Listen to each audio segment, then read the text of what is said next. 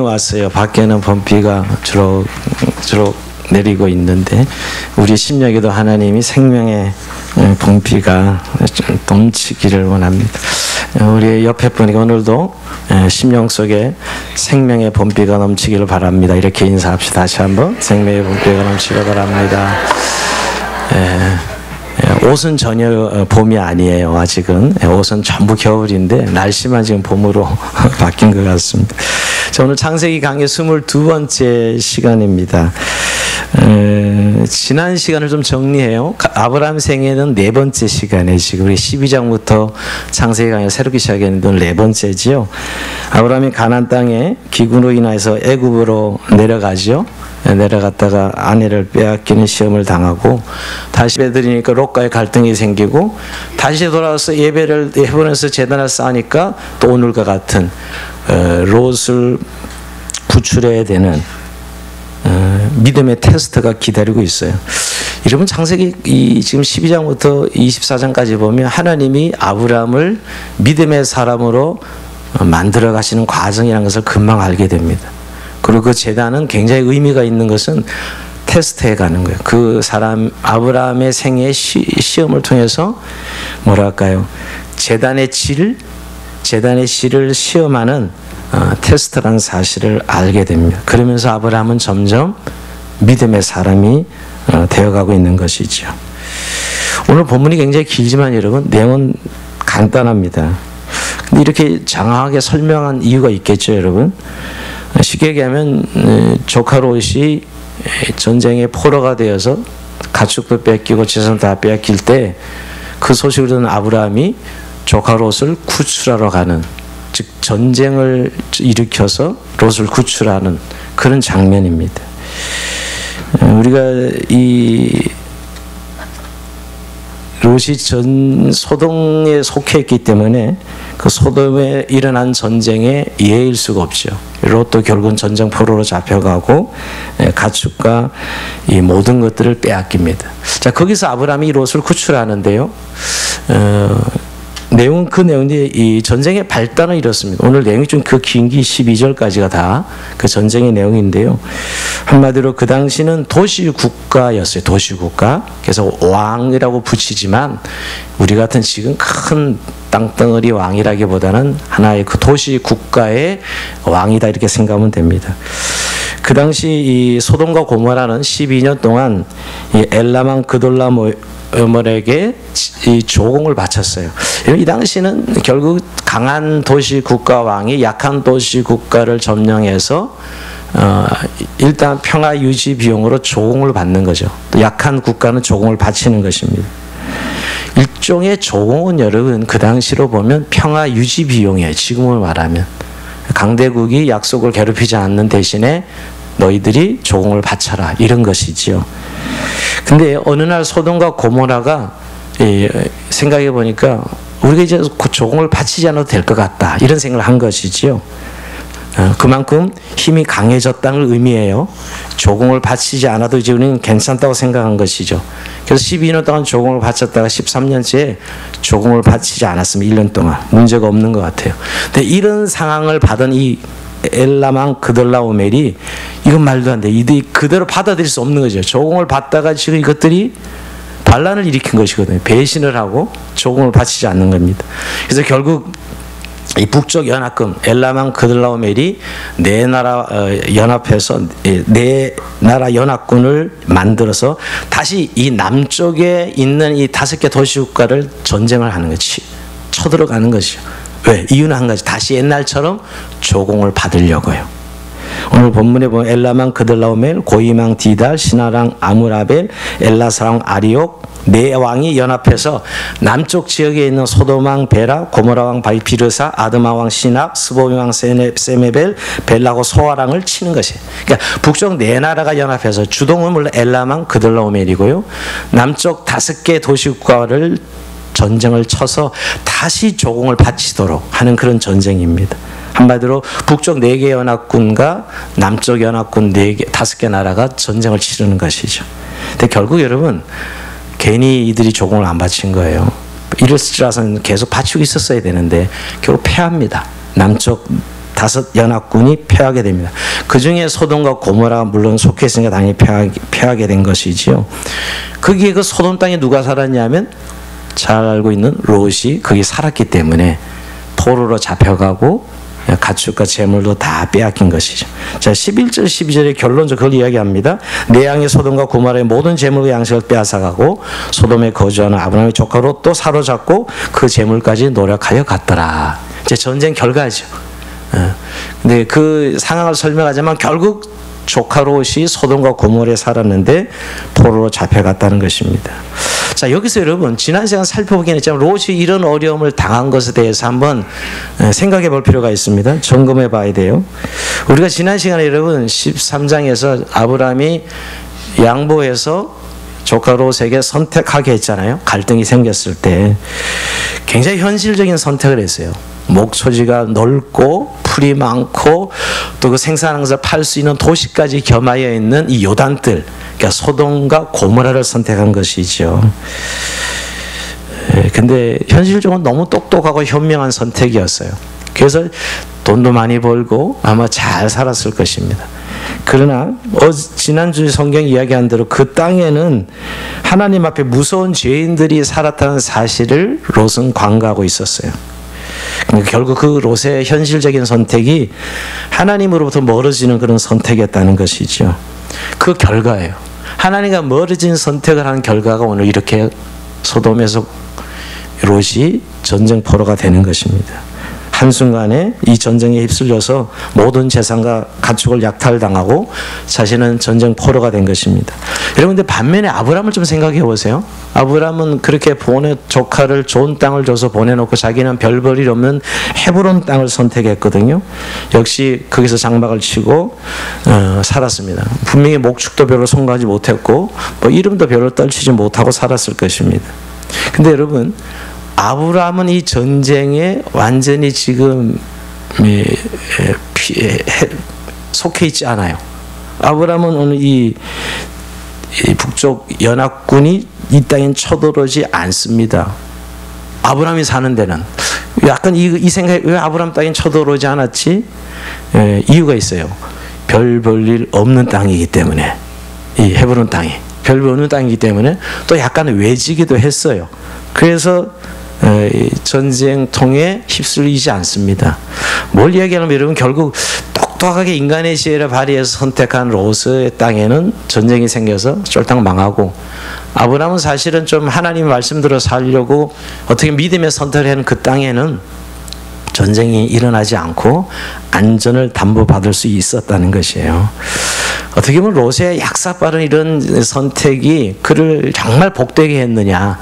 그렇지 않다는 것이죠. 그렇지 않다는 것입니다. 근데 여기 전쟁에서도 그런 현상이 나타나요. 전쟁에서도 보면 여러분 소돔이 이제 강대국이 됐으니까 더 이상 조공을 바치지 않으려고 이제 하면서 결국 이런 전쟁이 벌어진 거 아니에요? 근데 이 소돔 왕이 북쪽 연합군을 물리치려고 뭐를 사용한 역청구덩이를 사용해서 전쟁에 이기려고 합니다. 근데 오히려 역청구덩이 때문에 자신들이 당해요. 그러니까 인간의 지혜가 이런 것이죠. 오늘 10절에 보면 여러분 시딘 골짜기에는 역청구덩이가 많은지라 소돔 왕과 고모라 왕이 달아날 때 그들이 거기에 빠지고 그 나머지는 산으로 도망하며, 사실은 역청구덩이에 이 쳐들어온 북쪽 연합군을 빠뜨리려고 했는데 본인들이 반대로 빠져요. 이게 인간의 지혜라는 것이에요. 사실 역청구덩을 이용해서 불을 놓는다든지 또 위장을 내서 구덩이에 빠뜨리게 하면 이길 수 있다고 생각하고 전쟁을 한 거예요, 소돔은. 그런데 사실은 그쪽으로 오지 않고 돌아서 와요. 그래서 오히려 본인들이 역청구덩이에 빠져. 본인들이. 이 전쟁의 소돔의 이 인간의 지혜의 한계를 봐요. 그러니까 롯이 굉장히 인간적 지혜의 선택을 해서 좋은 땅을 차지했지만 그 땅에 악한 사람들이 있어서 전쟁이 일어나고 재산도 뺏기고 결국은 자신은 포로로 잡혀가죠. 그러나 별 볼 일 없는, 어떻게 보면 인간적으로 별 볼 일 선택하는 아브라함은 헤브론에 그 별로 좋지 않은 땅이 있었기 때문에 안전을 담보받을 수 있었다는 거예요. 항상 우리의 신앙은 이 싸움이라는 거 아셔야 됩니다. 하나님 말씀을 따라가는 것이 인간적으로 별 볼 일 없는데 위기의 순간에, 결정적인 순간에는 하나님의 지혜로 산 사람이 그 위기를 극복하고 승리한다는 거예요. 우리가 세상을 산다는 것은 인간의 지혜도 필요해요. 필요하지 않다는 게 아닙니다. 너무 극단적 이야기를 하면 안 되고요. 인간적 지혜가 필요합니다. 근데 그것은 어디까지나 평안할 때 그 인간의 지혜가 통합니다. 정상적일 때. 위기의 순간이 오면 인간의 지혜로는 위기를 극복할 수가 없습니다. 자, 롯이 좋은 땅을 선택하여서 성공하고 안락한 삶을 살았을 것입니다. 그러나 그것은 말씀을 버리고 가는, 적어도 하나님의 백성으로서 말씀을 버리고 가는 현실적 선택이었죠. 근데 그 결과는 우리 전쟁에서 포로로 잡혀가고 재산도 날리고 파멸이죠. 즉 하나님의 말씀보다 소돔이라는 현실을 항상 더 중요하게 생각하는 인간의 지혜의 결과입니다. 결국 그 결과는 그동안 쌓아놓은 모든 부와 명성이 한순간에 다 날아가 버리고 자신은 노예의 신세가 됩니다. 그렇지만 아브라함은 별별 없는 땅을 선택한 것 같지만 그로 인하여 안전을 담보받는 그런 결과를 보게 됩니다. 여러분, 아브라함은 전쟁이 터진 줄도 몰라요. 그 정도로 헤브론은 안전한 땅이었다는 거예요. 그것이 좀 별 볼일 없었기 때문이죠. 그러나 여러분, 별 볼일 없는 땅이었다는 측면도 있지만 하나님이 그 안전을 지켜주셨기 때문이죠. 여러분, 우리가 아브라함이 이런 안전을 담보받는 것을 보면서 우리가 믿음의 선택과 현실적인 선택 속에서 늘 우리가 갈등하잖아요. 과연 그 어느 것이 더 유익할까 하는 것에 대해서 우리가 고민해 봐야 된다는 거예요. 사실은 아브라함은 이런 전쟁통에 완전히 소외되어 있어요. 완전히 죄되어 있습니다. 전혀 느끼지 못하고 전해줘서 알아요. 와서 사람이 와가지고 전쟁 생겨서 당신 조카가 포로로 잡혀갔다고 이야기해 줄 때 비로소 전쟁 났어? 이 정도예요. 이 정도로 안전을 담보받았다는 것이죠. 세상에는 이렇게 시험이 와도 이렇게 하나님 말씀을 붙들고 살아가는 사람들에게는 우리도 모르는 사이에 이렇게 시험이, 위기가 비켜가거나 지나갈 때가 많아요. 하나님 말씀만 있는 사람들은. 저는 이 말씀 묵상하면서 여러분, 내 삶에 참 그런 게 너무 많았구나. 나한테 병이 왔는데 병이 온 줄도 모르고 시간이 지나가니까 병이 다 낫더라고요. 하나님이 말씀을 붙들고 살아가는 사람들에게 늘 기도하고 늘 하나님을 의지하는 사람들에게는 하나님이 바로 그 부분을 아예 시험이 오기는 오는데도 모르게 지나가는 거예요. 아브라함의 그 가나안 땅에 그런 전쟁이 벌어졌는데 아브라함이 사는 곳만은 아무런 일이 일어나지 않았거든요. 하나님이 보호해 주신 것이요. 그 땅의 선택이 하나님의 말씀에 의한 선택이었기 때문이에요. 여러분, 이런 경우도 많죠. 사기를 당할 뻔했는데 살짝 지나가는 경우 있죠.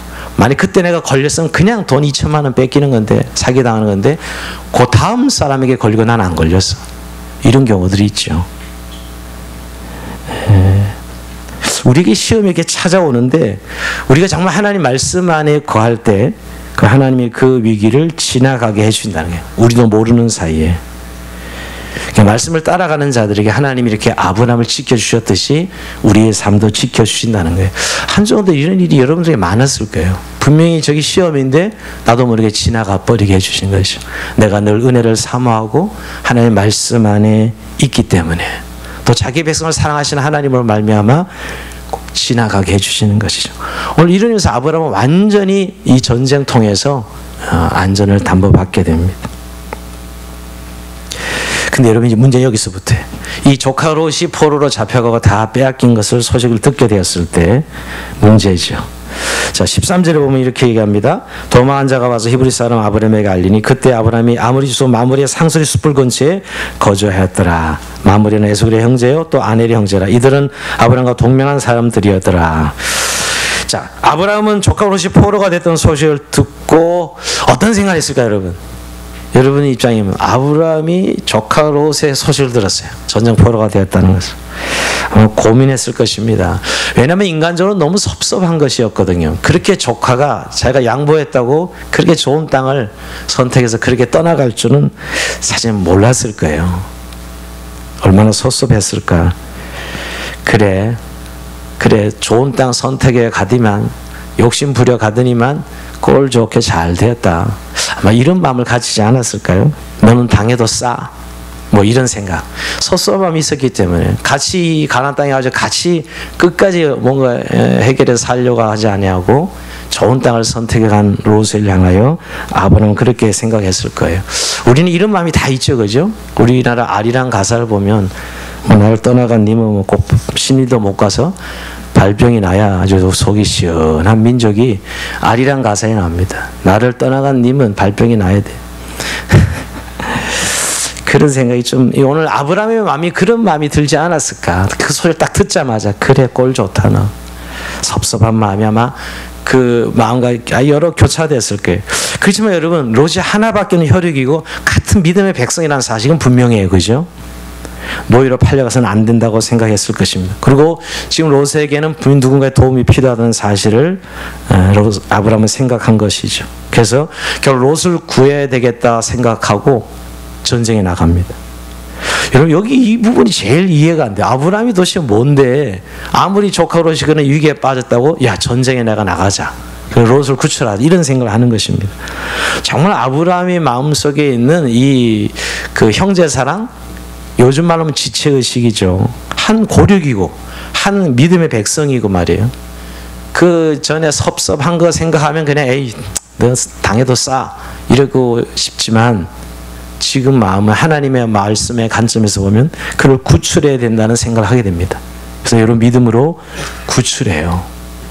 참 이 부분이 우리가 흔히 사랑 그러면 감정적인 의미를 많이 생각하는데, 감정적으로는 안 좋아도 정말 우리가 형제 사랑은 우리가 말과 혀로만 사랑하지 말고 오직 진실함으로 행함으로 하자 하고 말씀한 대로 여러분, 그는 행함으로 형제 사랑을 실천합니다. 어떻게 보면 족장으로서 삼촌으로서 어떤 사랑의 책무를 감당하는 것이죠. 지금 여러분 이 전쟁을 일으켜서 가는 이 아브라함은 정말 맥락이 짝이 없습니다. 왜냐하면 엘라만 그들라오면은 물론이고 내 나라 연합군과 아브라함이 대결해 싸운다? 이건 말도 안 되는 전쟁이잖아요. 전쟁을 해본 적도 없고 싸워본 적도 없는데 말입니다. 그런데도 불구하고 아브라함은 오늘 롯을 구출하기 위해서 자기 집에 있는 가신들 318명을 데리고 전쟁에 나갑니다. 목적은 하나예요. 롯을 구출하자는 것입니다. 롯을 구해야 된다는 것입니다. 자기 롯을 구출해야 된다는 생각에 무조건 엘라만 그들라오멜을 따라간 것이에요. 그러다 단에 이르러서 기회를 얻게 됩니다. 이 뭐냐면 이제 전쟁에 승리하고 취해가지고 술 먹고 잔치 벌이고 난리 핀 거죠. 전쟁에 승리했으니까. 그 틈을 타서 아브라함이 공격을 해요. 318명을 데리고 공격을 해서 결국 그때 이 엘라만 군대가 한순간에 무너져요. 여러분 아무리 강한 군대라도 이렇게 허술한 뭐 술 먹고 이렇게 이제 우리 전쟁이 다 이겼다 이렇게 교만하면 다 무너지게 돼 있어요. 그 틈을 타서 결국은 무찔러고 조카 롯을 찾아옵니다. 그리고 빼앗겼던 재물을 찾아오죠. 자, 14절에서 16절까지 어떻게 찾아, 이건 한번 읽어봅시다. 시작. 아브라함이 그의 조카가 사로잡혔음을 듣고 집에서 길르고 훈련된 자 318명을 거느리고 단까지 쫓아가서 그와 그의 가신들이 나뉘어 밤에 그들을 쳐부수고 다메섹 왼편 호바까지 쫓아가 모든 빼앗겼던 재물과 자기의 조카 롯과 그의 재물과 또 부녀와 친척을 다 찾아왔더라. 아멘. 여러분 이거 읽고 또 그냥 뭔가 지나가면 안 돼. 이건 말이 안 돼. 어떻게 318명을 그 연합군 이 그돌 엘라만 그라오미를 이길 수 있을까? 이런 생각 안 해봤습니까? 이건 분명히 여러분 아브라함의 힘으로 이긴 전쟁이 아니에요. 아브라함의 지략과 자원으로 이긴 것이 아닙니다. 여러분 이 전쟁을 잘 좀 생각해 봐야 돼요. 이 전쟁이야말로 조카 롯을 구해야 돼. 이게 하나님이 기뻐하시는 일이라는 것. 한 고리고 한 백성, 하나님의 백성이기 때문에 꼭 구해야 돼. 한 행위는 밉지만은 이 하나님의 말씀의 관점에서 싸운 전쟁이라는 거예요. 그리고 구출해내야 된다는 이유 때문에 상황 보지 않고 그냥 전쟁을 일으켜서 나간 것이거든요. 그런데 하나님이 함께 하셔서 전쟁에 승리하게 하신 것이죠. 뭐냐면 여러분 이 전쟁은 내가 무슨 이익을 얻기 위한 전쟁이 아니에요. 우리가 살아가면서 이런 전쟁이 믿음의 싸움이라 그러는 것이거든요. 여러분 내 이익을 위해서는 할 이유가 없는데 하나님 말씀의 기준으로 생각하면 해야 되는 전쟁이 있어요. 이게 믿음의 싸움이에요. 근데 이 전쟁은 현실적으로 도저히 불가능해. 현실적으로 도저히 싸울 수가 없어. 현실적으로 이길 수도 없고 또 그렇게 생각해서도 안 돼. 아브라함이 뭘 믿고 전쟁에 나가냐 말이야. 318명 데리고 여러분. 말도 안 되는 거죠, 여러분. 그런데 하나님이 조카 롯을 구해야 된다는 하나님의 말씀의 기준으로 보면 구해야 되는 거죠. 이게 믿음의 싸움이에요. 근데 이때는 전적으로 자기 이익을 위해서 싸우는 전쟁이 아니기 때문에 온전히 하나님을 의지해야 돼요. 하나님 방법으로 싸우게 되는 것이에요. 내 계산, 내 이익 때문에 싸우는 전쟁이 아니야. 하나님 말씀 때문에 어쩔 수 없이 어떻게 보면 나가는 전쟁이라서 내 힘으로는 이길 수 없다는 걸 알기 때문에 100% 하나님 의지하는 전쟁이에요. 하나님 함께 하셔야만 되는 전쟁입니다 하고 무모한 전쟁을 한 거죠, 여러분. 근데 결과는 하나님이 함께 하셔서 이기게 해주십니다. 여러분, 우리의 믿음의 삶에 이런 전쟁이 늘 있어야 되거든요. 근데 우리는 요새 이 전쟁이 없어요. 내 이익에 관계된 거는 부랴부랴 싸우고 전쟁을 치러요. 내 이익에 관계된 거는. 근데 하나님이 우리에게 꼭 이건 믿음으로 싸우면 네가 하나님을 경험하고 하나님이 어떤 걸 알게 되리라 하는 전쟁을 우리에게 주셔요. 말씀 때문에. 야, 저 원수 사랑해. 내가 저 인간을 사랑할 이유가 어디 있습니까, 하나님? 예, 그래서 그냥 포기하면 그만이잖아요. 근데 넌 사랑해야 돼, 저 인간. 그럴 때 하나님 말씀이 그러기 때문에 해봐야 되는 거죠. 해보면 이건 정말 내 의지가 관계없거든. 내 어떤 감정과 관계가 없어. 전적으로 하나님 의지하고 믿음을 붙잡아야 되는 거예요. 그래서 이기게 된다고요. 하나님 방법으로. 바로 이 전쟁의 성격이 이런 성격이라는 거예요. 우리가 믿음으로 싸워야 될 전쟁이 이런 거예요. 우리가 영혼을 구원할 때 그런 거죠. 영혼 구원하는 일 내가 꼭 해야 돼요, 하나님? 내 이익과 관계도 없는데 사실은. 근데 하나님이 야, 저 사람 내가 구원하기로 작정했으니 저 사람 꼭 사랑하고 복음을 전해라 하는 감동을 주시오. 근데 내가 뭐 돈이 있어요, 시간이 있어요, 뭐 환경이 돼요. 말도 안 되는 소리 하지 마세요. 도저히 안 되는 거죠. 근데 믿음으로만 해야 되는 거예요. 하나님을 의지해서. 근데 그때 하나님이 100% 믿음을 통해서 역사하시고 되네? 저 사람 교회 나오네? 이렇게 전쟁에 승리하게 되는 것이죠. 우린 지금 여러분 중요한 이 싸움을 안 하고 있다는 거예요. 아브라함이 이 318명 데리고 조카 롯을 구하는 이 믿음의 전쟁을 안 하고 있어요. 그래서 늘 전쟁을 할 때는 내 이익과 관계될 때, 그리고 내가 가진 어떤 자원이나 어떤 전략이 한번 해볼만 하다, 계산해보면 해볼만, 이럴 땐 전쟁을 해요, 우리가 지금. 근데 그때는 하나님이 안 도와줘도 되는 전쟁이에요. 하나님이 역사 안 하셔도 되는 전쟁이라고요. 우리가 하면 되는 전쟁이지 사실은. 근데 이런 건 정말 하나님의 방법으로 해야 되는 전쟁이라는 거예요. 이것을 좀 더 확대시키면 구약, 이게 하나님의 전쟁, 영적 전쟁입니다. 즉 우리 힘으로 싸워서 이기는 전쟁이 아니고 전적으로 하나님이 대신 싸워주시는 전쟁이에요. 왜? 이유는 한 가지, 하나님의 뜻과 하나님의 말씀대로 해야 되는 일들이 있거든요. 하나님의 계획 때문에, 하나님의 뜻 때문에, 우리를 향한 하나님의 계획 때문에 해야 되는 전쟁은 이런 말도 안 되는 전쟁인데 하나님 하면 지금도 승리하게 하십니다. 우리가 구약에 일어나서 기도원 300용사 있잖아요. 32,000명 모이는데 야, 그거 너무 많다. 22,000명 돌려보내. 저 수십만이 있는데 미디안은 야, 3만이 너무 많아. 2만 돌려보내. 10,000명 남았어요. 야, 그것도 너무 많아. 한번 시험해봐. 물 먹는 시험을 통해서 300명 뽑지요. 수십만과 싸우는데 300명은 남겨. 근데 여러분, 이런 전쟁 어떻게 하죠? 전쟁도 웃기게 전쟁. 마지막에 뭐 항아리 들고 햇불 항아리 속에 넣고 가서 마지막에 와 항아리 깨트리면서 소리를 질러. 그래서 이런 전쟁이, 미디안 군대가 완전 그게 오합지졸 혼란이 일어나서 미디안을 물리칩니다. 말도 안 되는 전쟁이죠, 여러분. 어떻게 전쟁이에요? 현실적으로 생각하면 말도 안 되는 전쟁. 그게 근데 하나님의 전쟁이에요. 하나님께서 하시는 전쟁에 오늘 이 300 기도원 용사가 쓰임받은 것이죠. 이거는 힘과 무력으로 싸우는 전쟁이 아닙니다. 그야말로 우리가 말 영적 전쟁인데, 지금도 하나님의 뜻이 우리 안에 이루어지기 위해서 이런 영적 전쟁을 원하신다고요. 정말 그래서 하나님의 방법으로, 하나님의 역사하심으로 되는 것을 보여주고 싶어 하죠. 현실적 무기나 숫자가 아니라 하나님을 의지하는 전쟁입니다. 그래서 여러분, 이 전쟁을 한마디 요새 이야기하면 이런 거예요. 너희가 나를 따르는 십자가를 지고 나를 쫓을 것이니라. 십자가 진다는 건 요즘 바보나 십자가 지고, 어떻게 보면 정말 이건 말도 안 되죠. 요즘 여러분, 자기를 포장하고 자기를 드러내도 이게 될까 말까 한 세상에 십자가를 지고 자기를 부인하고 네가 손해보고 이렇게 싸우라고 말씀하시는 거잖아요.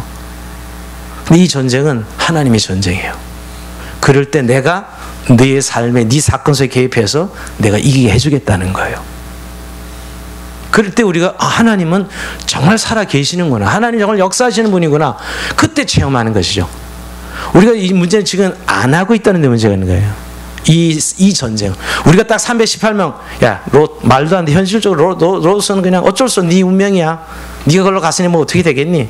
어쩔 수 없이 끝. 잊어버리면 그만인 거예요. 조카 하나 잃어버리면 끝나는 거죠.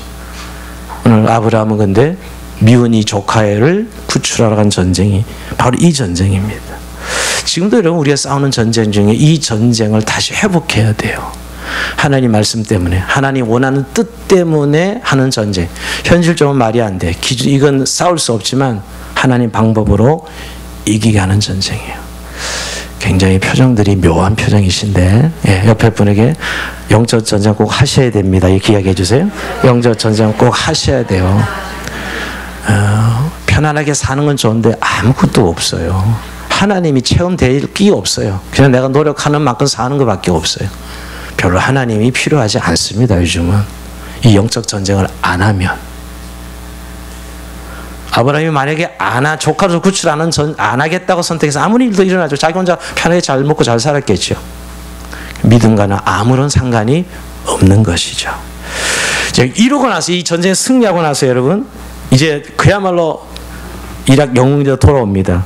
여러분, 아브라함은 가나안 땅에 별로 없는 떠돌이 목자였어요. 아무도 그를 알아주는 사람이 없습니다. 근데 이 전쟁에 승리하고 돌아오니까 와, 이게 대접이 달라지는 것이겠죠. 17절에 보면 아브라함이 그돌라오멜과 그와 함께 왕들을 쳐부수고 돌아올 때에 소돔왕이 샤의 골짜기고 왕의 골짜기나 그를 영접하였고, 야, 이거 대단한 거예요. 정말 일개 떠돌이 목자를 지금 소돔왕이 환영 행사를 해주고 있는 것입니다. 영접해주고 있는 것이요.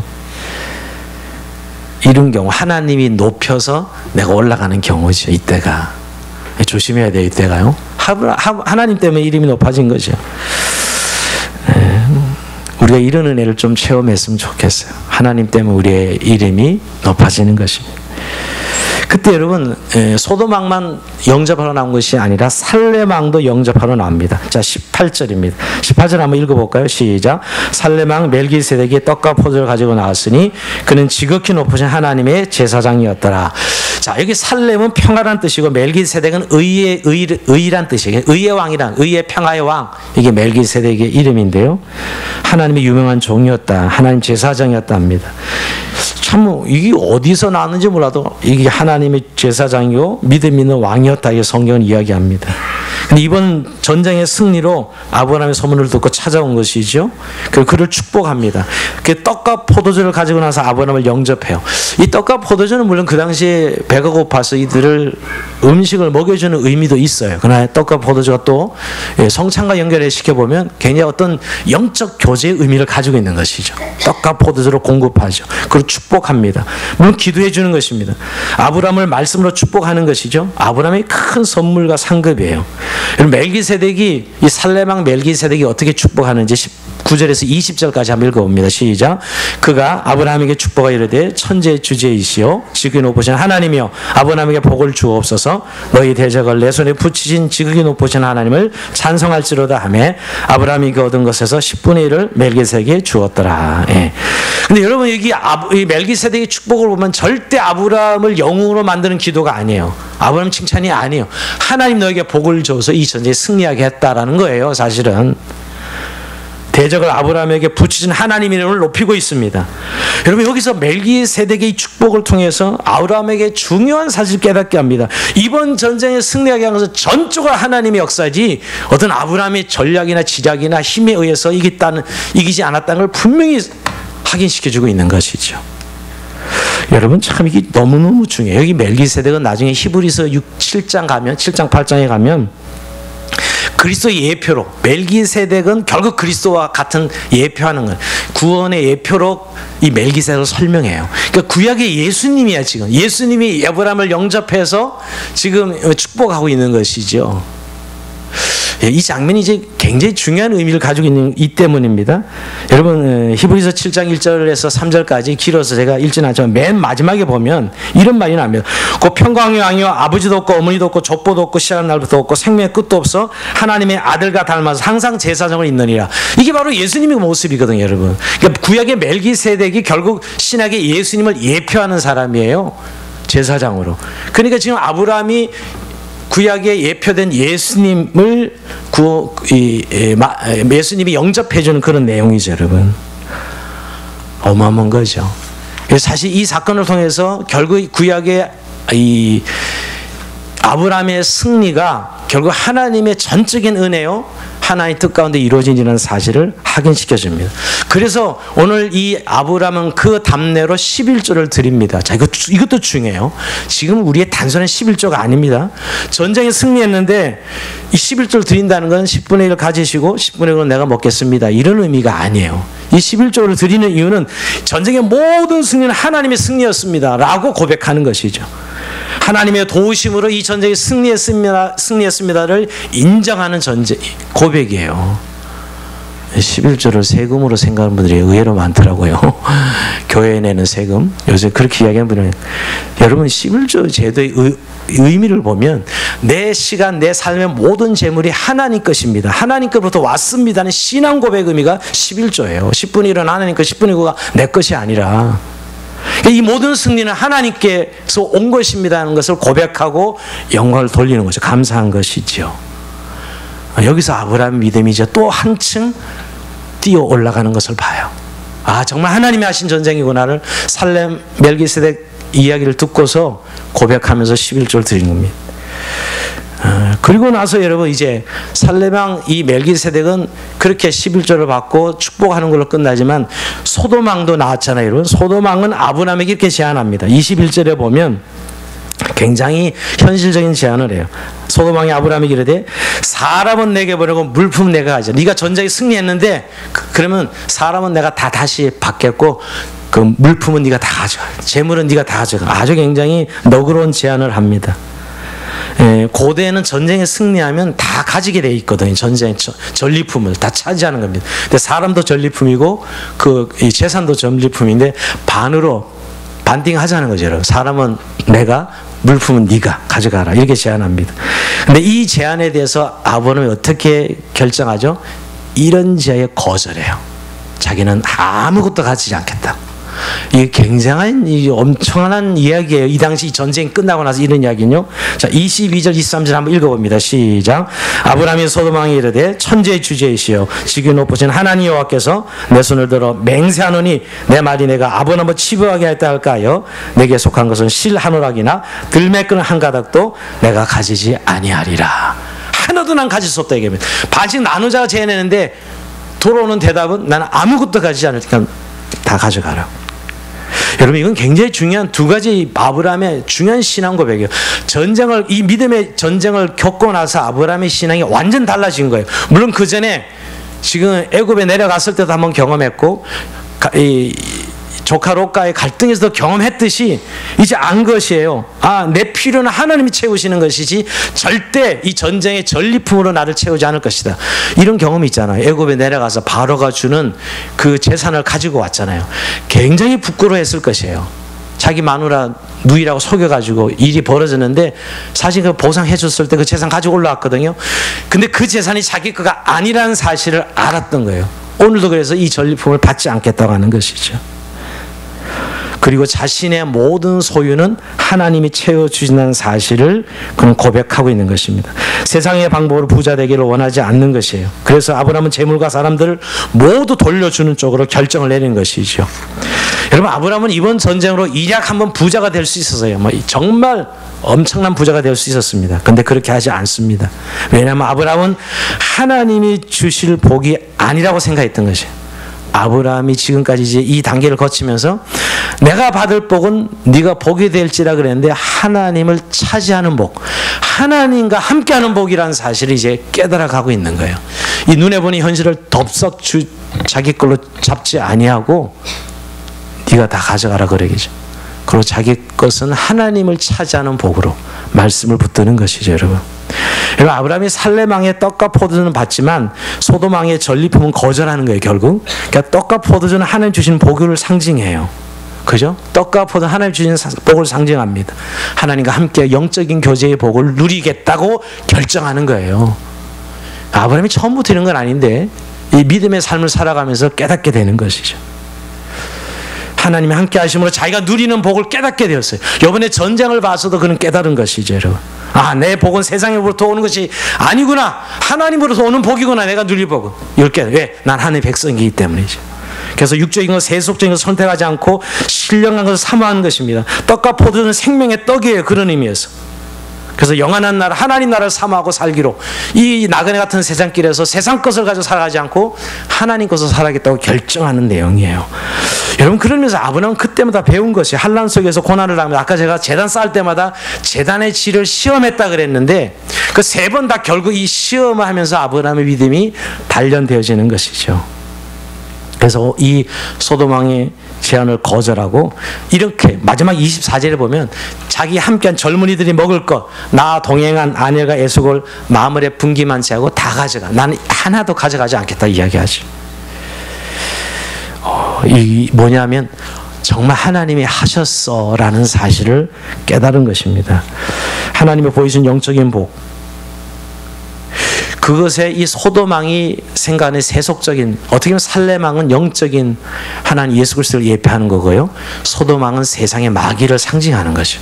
무엇을 어디서 주는 것을 먹고 살아가겠느냐는 거예요. 살렘왕이 주는 떡과 포도주, 영적 교제, 하나님 나라를 사모해 살아가느냐, 이 소돔의 세속적인 육체와 물질을 따라가는 이 삶을 살아가느냐, 이 두 선택 속에서 아브라함은 살렘왕을 선택, 예수 그리스도를 선택하는 것이에요. 영적인 복을 누리겠다고. 여러분, 살렘왕의 음식은 소박한 기본 식품이지만 소돔왕의 물품은 화려한 사치품입니다. 살렘왕은 영적 축복을, 소돔왕은 세속의 교제를 제공합니다. 살렘왕의 선물은 영원하지만 소돔왕의 호의는 순간이에요. 그러니까 어떻게 보면 이 소돔왕은 세상의 풍요를 제공하려고 하고 살렘왕은 하늘의 부유를 보여주는 것이죠. 어떻게 보면 우리는 항상 이 두 선택의 믿음에 계속 시험을 받고 있어요. 우리의 삶에도 여러분들 소돔 같은 땅의 왕이라 그럴까요? 그리고 이 살렘왕 같은 하늘의 왕이 함께 있습니다. 두 왕을 같이 섬길 수는 없어요. 늘 어떻게 보면 살렘왕과 소돔왕을 선택해야 되는 그런 현실이 우리 현실이라고 생각합니다. 오늘 말씀을 마무리하면서 여러분, 결국 오늘 이 전쟁을 통해서 아브라함은 하나님을 또 한 번 경험하고 배운 것이에요. 지금 믿음의 시험을 계속 단계별 올라가서 그래서 모리아 정상에 가는 것이지, 어느 날 갑자기 모리아 정상에 올라가는 믿음의 사람은 없어요. 한 단계 또 하나님을 경험하고 그래서 또 하나 내려놓게 되죠. 하나님을 한번 경험할 때마다 세속적인 것을 하나씩 내려놓게 되어 있어요. 왜? 이렇게 살아서 내가 내 복이 아니라는 걸 너무너무 잘 알고 있는 것이죠. 아, 하나님 복은 이거였구나 하고 또 하나 내려놓으면서 또 한 단계 올라가고 또 한 단계 올라가는 것이죠. 롯은 그러고 보면 여전히 육적인 그리스도인, 다시 소돔으로 돌아가요. 여러분, 롯이 이 어려움을 당하고도 조카로서 구했는데 나 삼촌 옆에 살겠어 이래야 되잖아요. 구출 받았으면 다시 소돔으로 돌아가요. 소돔 가면 다시 돌아가면 유황불로 멸망하는 그 장면까지 갑니다. 여러분, 이게 세속적인 그리스도인, 육적인 그리스도인의 결말이에요, 사실은. 그러나 영적인 선택을 하는 아브라함은 계속 믿음의 여정을 한 단계 한 단계 올라가고 있는 거예요. 지난주에 제가 이제 우리 동계올림픽 참 멋있게 끝났잖아요. 와, 제가 뭐 다른 건 본 건 별로 없지만 개막식 좀 보고 폐막식 보니까 이야, 진짜 환상적이더라고요. 그 개막식, 폐막식.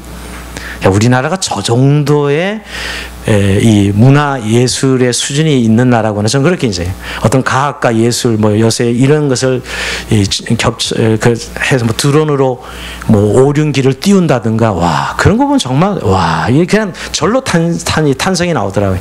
근데 그 총감독이 누구냐면 손승환 씨, 배우.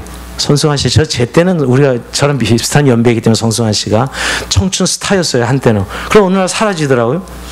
미국 유학 갔더라고요. 나중에 보니까.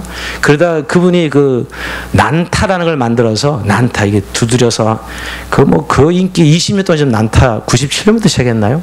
전 세계 다 다니는 난타 공연을 지금도 하고 있습니다. 지금도 그 난타 공연에는 엄청난 많은 사람이 오고 있는데 그 제작자가 송승환 씨예요.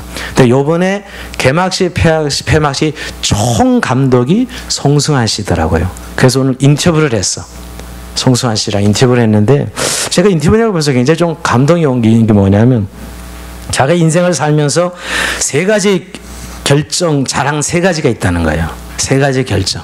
첫째는 대학을 그만두고 본격적으로 배우 활동을 한 거. 대학, 제가 의대에 다니다가 아마 2학년하고 그만둔 걸로 알고 있거든요. 본격적으로 배우 생활하기 위해서 내가 대학 졸업장이 중요한 게 아니라 내가 배우로서 연기를 해야 된다는 생각 때문에 대학 때리시고 본격적으로 연기를 들어선 것. 그 첫 결정이 자기 인생에 정말 잘한 것이고, 두 번째는 세계 시장에 도전해야 되겠다는 의미로 배우의 삶을 잘 살다가 난타를 만든 것. 난타를 만들어서 20년 동안 전 세계에 수출하고 있거든요. 한국에서 지금 계속 공연합니다. 난타를 만든 것. 그것이 자기가 두 번째 잘한 결정이라는 거예요. 세 번째 잘한 거는 MB 전북 때 문화부 장관 제안을 받았다는 거예요. 문화부 장관 제안을 받았는데 거절했다 그래요. 거절. 그것이 세 번째 자기가 잘한 것이다는 거예요. 그러면서 이런 조언을 했어요. 젊은이들에게 다른 문화권에 몸을 던져 3년 이상 살아보면 자기만의 새길이 보일 것이다. 그가 한창 배우 잘 나가다가 때리치고 다시 뉴욕으로 유학 가거든요. 그 왜 잘 나가던 사람이 뉴욕으로 유학 가지? 왜 그래? 뭐 집안이 물론 망해서 그러기도 했지만, 그러니까 그런 일들을 보면서, 물론 저는 이 사람이 믿음의 사람이 아닌지 전혀 모릅니다. 근데 이런 어떤 인생살이에서 뭔가 우리가 선택을 할 때 우리는 늘 안정되고 내 편하고 내 유익한 길로 가는, 이게 넓은 길이거든요, 사실. 근데 믿음의 사람은 그 길을 가는 것이 아니고 하나님이 정말 내게 요구하시는 삶이 무엇인가에 대해 기울이고 그 선택을 따라가는 것이죠. 오늘 아브라함의 인생을 보면서 여러분, 조카 롯을 구하려고 무모하게 전쟁에 자신의 몸을 던지는 거, 그건 말도 안 되는 이야기인데도 불구하고 그는 자기의 몸을 던져 조카 롯을 구출하며, 그로 인해 그는 하나님이 하시는 전쟁을 경험하게 되었어요. 아, 하나님이 진짜 함께 하시고 내게 승리를 주시는 분이구나. 그래서 그의 인생은 달라지기 시작합니다. 그 다음에 인생의 믿음이 달라지는 거죠. 이제 15장 가면 그가 정말 아브라함이 하나님을 믿음에 그 믿음을 의로 여겼더라. 이제 이런 단계로 올라가요. 결국 여러분, 우리의 인생이 진짜 맨날 영적 전쟁, 연적 전쟁 그러는데 우리가 진정 믿음의 싸움을 싸우고 있는지, 늘 현실을 보면서 그 현실 속에 안 돼. 이건 뭐 또 내가 할 수 있을까, 할 수 없을까? 늘 이런 기준에 믿음의 사람이 믿음의 방식이 아닌 지극히 현실적인 논리로 그 현실을 선택해 간다면 우린 여전히 롯으로 남아 있을 것이고요. 그러나 정말 하나님 말씀의 기준으로 내가 받은 말씀대로 선택해 간다면 아브라함의 길을 걸어갈 것이에요. 오늘도 여러분, 오늘 이 사건을 통해서 진정으로 우리의 선택이 오늘 이 살레망 영적인 하늘의 길과 하늘의 길을 따라가는 하나님의 백성 살아갈 것인지, 여전히 롯처럼 떡과 이 소도망이 제공하는 육체적인 물질적인 이 선택에 놓인 세상의 부요와 풍요를 따라갈 것인지 우리가 선택해야 될 길이라고 생각합니다. 오늘도 이 선택에서 믿음의 선택으로 승리하는 저런 삶이 되길 주의 이름으로 축원드립니다.